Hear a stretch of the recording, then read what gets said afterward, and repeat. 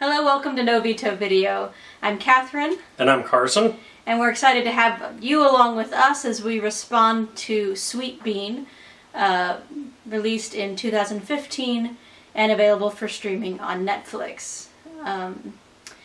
This is a story about a kind of down on his luck manager of a dorayaki shop. His name is Sentaro. He has people who come into his life for good and for ill, and really encourage him to open up and see the world in a different way. It's a meditative piece directed by Naomi Kawase, and in fact, if you liked her work, she's rejoining lead actor Masatoshi Nagase in her new film called Radiance. It's opening in limited release in America. So I had picked this movie because what you guys don't know, but what Carson knows, is that he is a huge fan of the Japanese anko, particularly when it's put inside of a bun to make anpan. And so when I saw this come across my Netflix queue as a recommendation, I thought, oh, well, this is a perfect choice for Carson, because he wouldn't ordinarily kind of said, oh yes, I want to sit down and watch a meditative, examination of poor guy's life, even if it has the backdrop of delicious Japanese confectionery. So it seemed like a perfect choice for No Veto Video. So as I was starting to think about this story, Sentaro is asked to hire a septuagenarian named Tokoe, who comes to his shop and wants to respond to his offer for part-time work. And her approach to things is very narrative. She's always talking about the story of the trees around them and the story of the beans, and so the film itself is very interested in the telling and the hearing of stories, and I'm wondering kind of what stories that maybe would otherwise have gone unheard that this film kind of raises for you as someone who's responding to it.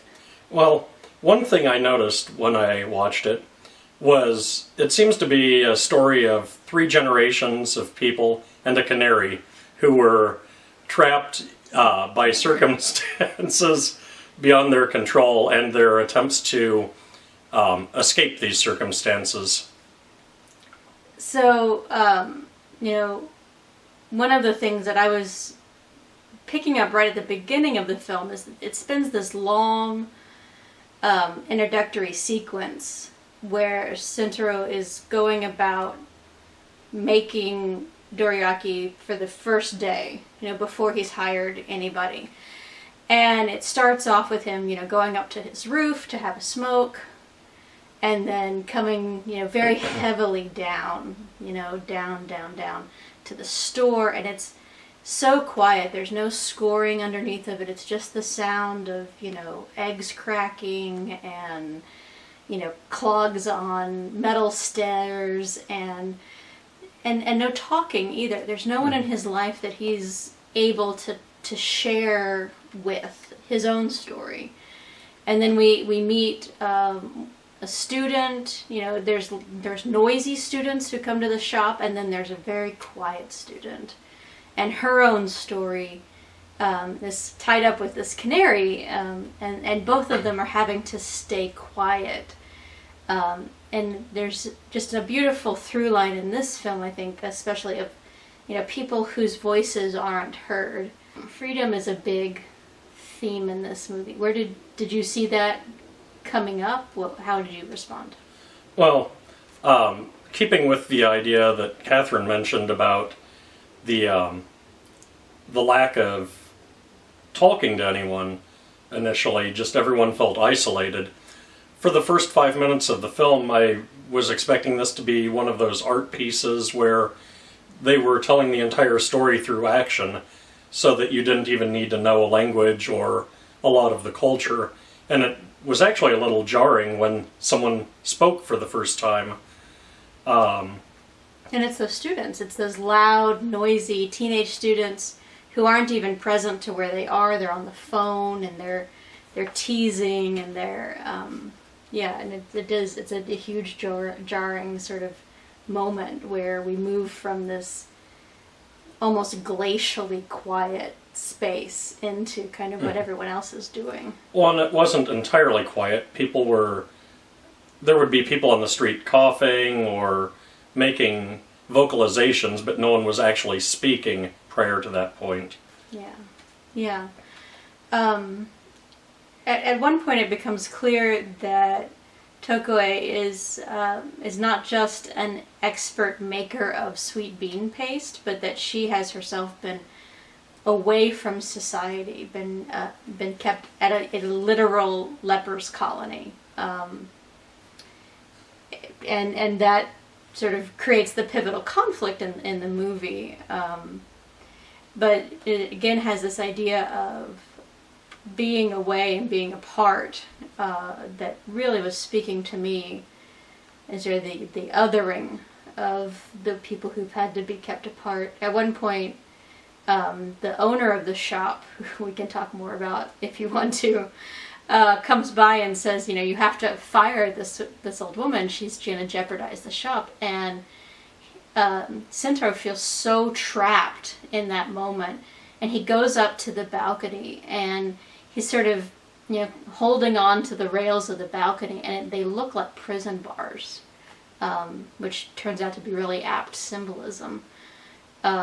He feels so stuck between what he feels like he wants to do and what he feels like he's being forced to do, that moral distress is just but you don't need to talk about it for him. Like, there's just this sort of beautiful naturalistic performance from the lead actor. In fact, so many of the actors are giving great performances in this film. I honestly thought that maybe they had found a couple of these women and no, indeed, they're respected and highly skilled actresses who have long IMDb pages of films and television and stage that they've been a part of. So, before I watched this film, I had no idea how much actually went into making red bean paste either. It's not central to the plot, but the underlying story goes through every single step of making quality bean paste. I'm a sucker for a work montage. Like, if you're going to throw a work montage into your movie, I'm probably going to be there for that. So, one other thing I've noticed in this film, the visuals were really striking. It felt like everything was really something you would see in that area of Japan. I didn't feel like I was ever on a soundstage. Everything looked completely authentic from photography I've seen or documentaries that I've seen. Yeah, all of the setting, all the places, the little apartments, the shops, the textiles, everything had a very naturalistic, almost documentarian kind of style, because sometimes there's just nowhere for the camera to go but behind somebody, or in a very, very tight, close-up shot or in a medium-range shot. There's not a lot of these big, sweeping, crane shots or stuff done with drones. This is very naturalistic filmmaking, and it occurs to me that that's interesting, that we're lifting up the naturalism of the filmmaking, because I think one of the big messages of this movie is that we need to be paying better attention to our natural environments, and that in some ways humanity and nature together form a community. You definitely get a sense of that when you go and see Tokoe's neighborhood, and you almost have to walk through a jungle to get into the neighborhood. There's no defined path. There's not a clear address on the outside of it. And the camera stays way back at the street level, and Sentaro and Wakana walk in, and there's this sort of feeling even that they have of, do we want to be here or do we not want to be here? And at the point where they sort of acknowledge that they want to be here, they and the camera move through this jungle, and suddenly they're in the neighborhood, and it's this idea of, even nature can kind of form this barrier, or it can be this beautiful surrounding, and it depends really on how attuned to your surroundings you are. And that was just a really striking visual through the whole thing. Yeah, it was. Yeah. So I was struck by the gentleness of this movie. You know, at one point in that long bean making montage, Tokue is talking to the beans, and then she's talking to Sentaro. She's asking him to be very, very gentle. You know, Shizukane, be very gentle with these beans. You know, consider all the distance that they've come to be here. And I think there's a gentleness to all of the characters, even the really disagreeable characters have a kind of gentleness with which they're treated by the filmmaker. And I appreciate that. Sometimes we need a little more gentleness, and it's nice to see it as a possibility, even for people who don't act in ways that we want them to, and don't build communities of kindness. Even they are treated with some kindness in this, and that's really a very gentle thing. You mentioned when she's talking to the beans. I found it funny a few times when while she was talking to the beans, he thought she was giving him commands, and he would snap to attention. No, I'm just telling the beans to get back to work, or I'm telling the beans to be patient. But it strikes me, though, that he had this hunger then for that kind of communication, that kind of thing.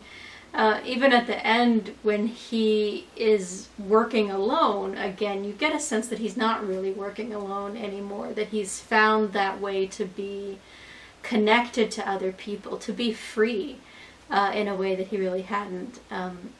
One of the last themes of the film, and we talked about it a little bit earlier, was that this idea of freedom and about release. You know, everybody in this film is looking for a kind of release from that which has kept them kind of closed off inside. We don't exactly see how that plays out for everybody, but we do at least get a sense for Sentaro what that looks like. And there is a sense that you know, he had been in self-imposed isolation in some regards because of this heavy weight that he was carrying, and being able to lay that down, we really see how he's able to now love what he's doing and love the people for whom he's doing it. And he had a gentleness to the pancakes in the first scene that he didn't have for the people. In fact, it's very clear that people are kind of a bother to him in the first scene. And by the end of it, it's clear that not only does he have gentleness for the craft, but he has a gentleness for the people around him as well. And that those themes are really, really tied together. Although, in a way that makes sense. He never really had good relationships with people before we come into probably about 20 minutes into the movie. So, if your relationships with others aren't, you know, I almost said optimal, but even way suboptimal, if your relationships with others aren't, you know, at least decent, you probably would prefer isolation rather than going out and being social and highly extroverted. Yeah. So, any takeaways from this movie? I'll appreciate the effort that goes into my bean paste a lot more. This is true. Now that we have an idea of what good bean paste might be like, I don't know how successful we're going to be at buying it from the grocery store anymore. I think the canned variety is certainly like not going to hold the same appeal. Although, who am I kidding? It's still going to hold the same appeal. You know, I think for me, this idea of the gift of hospitality, we talk about that sometimes in the Western world, but the idea of hospitality is really a radical act that really has the ability to transform people's lives. And when you half-ass it, it turns out half-assed. And but when you put your heart into it, you put your skill into it, yeah, that it has that ability to change people's lives. And I think that's a nice thing to take away from this film. So I think we enjoyed Sweet Bean. Mm-hmm. I'll be looking forward to more from this director. Thank you all for joining us on this pick. What's coming up next? A movie called Room 6. I don't want to give too much away about it right now because Catherine hasn't seen it yet. I've not seen it, so I'm going to enjoy, or not, Room 6, which is Carson's next pick. So where can they find that? I believe I found that on Screambox. Okay, so now I know kind of what I'm in for. So be looking for that, Room 6 on Screambox at least, if you don't find it elsewhere. Thank you, and see you later. Bye! Bye!